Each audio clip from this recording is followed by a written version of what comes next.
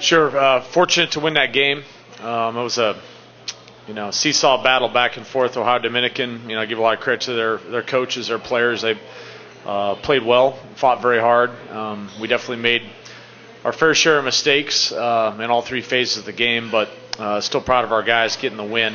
I think offensively, either the whole product versus process thing, the product is that, with our backup quarterback, we were able to still score 39 points, but at times our process wasn't very clean, wasn't very smooth.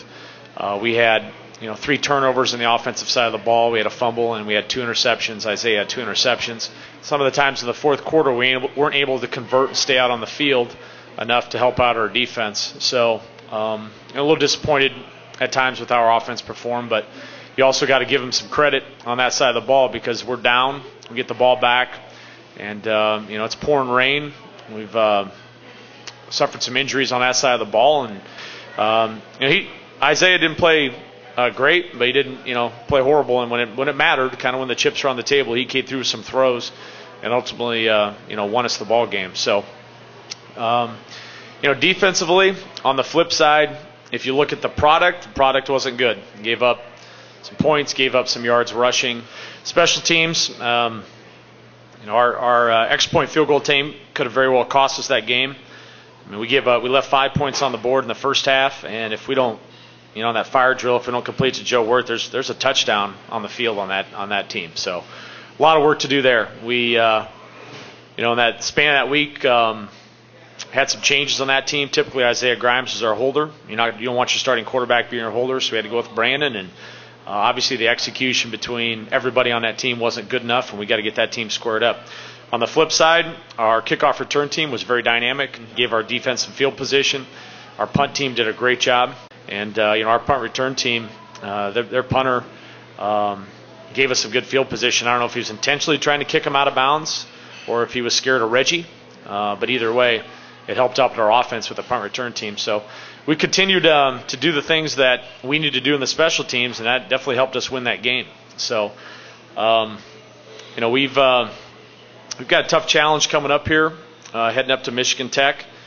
They've been playing some good football. I'm very impressed with Tyler Scarlett and the improvements he's made from year 1 to year 2. I mean, this is his second year starting as quarterback. I can tell on tape he's bigger. He's got more velocity on the ball. He's throwing the ball well. You can tell he's a lot more confident within their scheme.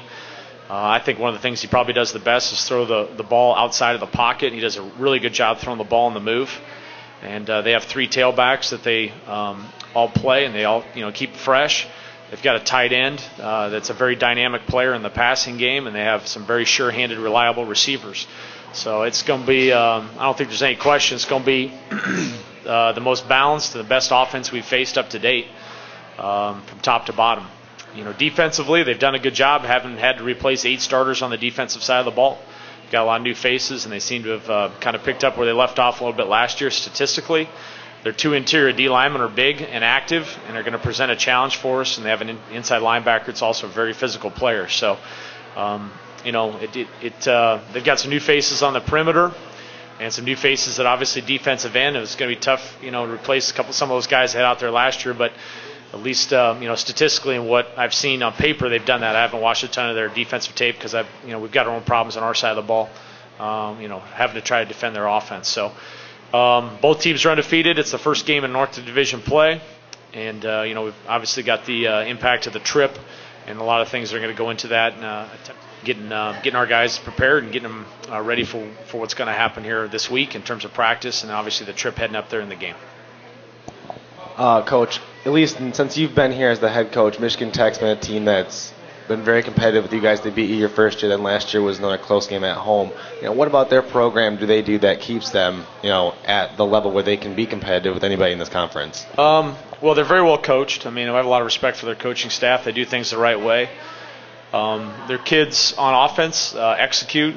They play very well. They don't. They rarely bust anything. I mean, they know what they're doing pre-snap, and they execute well once the ball's snapped. They have some diversity within their offense. I mean, they can line up and run the ball at you, and they get the quarterback on the move. They can throw the ball down the field. So They have used a lot of personnel groups in the past to try to move people around and get guys in the right spot. Defensively, they play hard. They've always been physical defense. They don't take a ton of chances. And then they do a good job game planning too on that side of the ball, try to take away what you do too. So here's a well-coached football team. They have I think they do a good job recruiting to kind of fit their institution or fit their football program. I got a lot of respect for what they've been able to do. So there's been some close competitive battles. Obviously, their defense has been very strong last year, and so I think that's probably the thing I'll be interested to see is that our offense matching up versus their defense with some of the new faces that they have. Matt, can you talk a little bit about the offense and how much of the playbook that you used on Saturday and how the progress went last week and what you see this week? I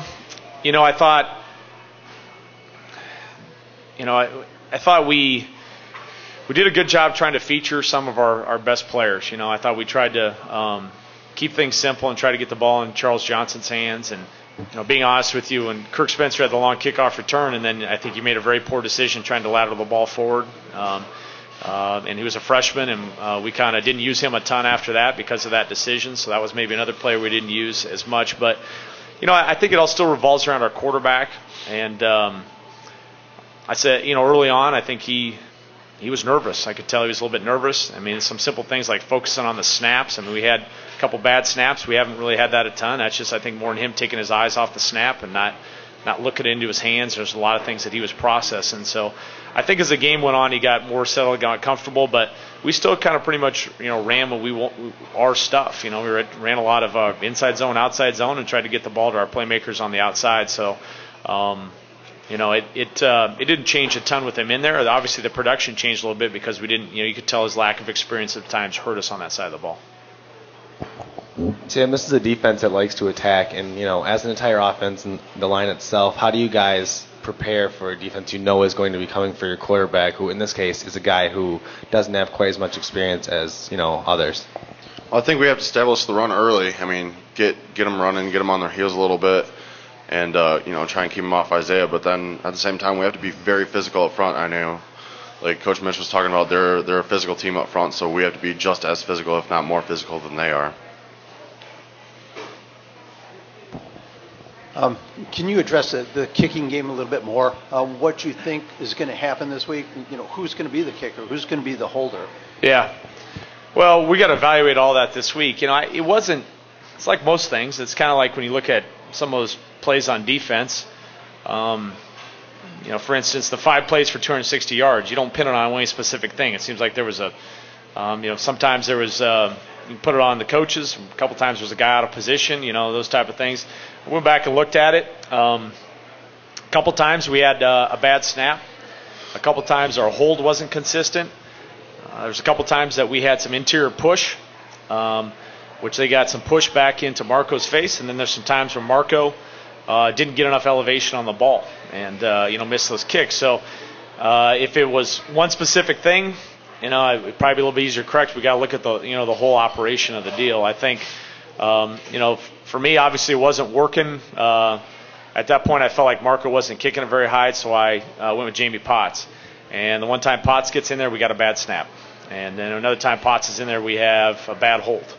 So, the two that Potts were in that we didn't get, those weren't necessarily just on Jamie. That we had some snap and some hold issues there too. So that's a team where, it should come down to snap, hold, kick, and it didn't. We didn't have consistency in all 3 of those areas. And so we've got to take a look at the combinations and, look at some people. The injuries have created us some different situations than we had prepared for, up until this week. Even a guy like, Mike Rattay was a holder, and he obviously was injured throughout the course of the game too. That limited our options there too. So, there's just a lot of things, I guess, Peter, that go into it. It's not one specific thing, and I'm not placing it all on the feet of Marco Idrosa. He can perform better, but there's other things happening around him too that kind of also led to some of those misses, and it's a concern. It's a concern that we got to get shored up, and it's got to happen right now. I saw that Chris Robinson and Matt Janelle were both off the depth chart. Do you have any other updates on the injuries from Saturday? Chris Robinson's done for the year. He's out. The rest of the guys, both guys that were injured in the game on Saturday and guys that have not played up to this point. It's a day-to-day evaluation. We've got to, Sundays are our days where our players come back in and they lift and run, and we watch tape. Mondays are our NCAA day off, so there's nothing for the players today. But they do go into rehab, and a lot of those guys are in there right now. So, I'll get a report from our head athletic trainer and kind of see where we're at with this. But, Heath, comfortable saying Heath's done for the year and Chris Robinson's done for the year. The rest of the guys, your Hershey Jacksons, your Eric Thompsons, some of these guys on defense, it's just going to be an evaluation deal based on where we're at on Tuesday. Hopefully that answers it. Right. No, and with Chris out, does that make it more important that you guys do eventually get Hershey back? Absolutely. Yeah. I mean, very critical that we can try to get him back because of because of that season-ending injury at that position. That's an injury that was a position of depth, and now that depth is starting to be tested because of some injuries that have occurred to not just Chris, but also some other guys there with Hershey Jackson and Mike Rattay also. So, I don't know. It's hard for me to say here on a Monday who exactly is going to be available Saturday to run the football for us, but that's something we're going to have to evaluate.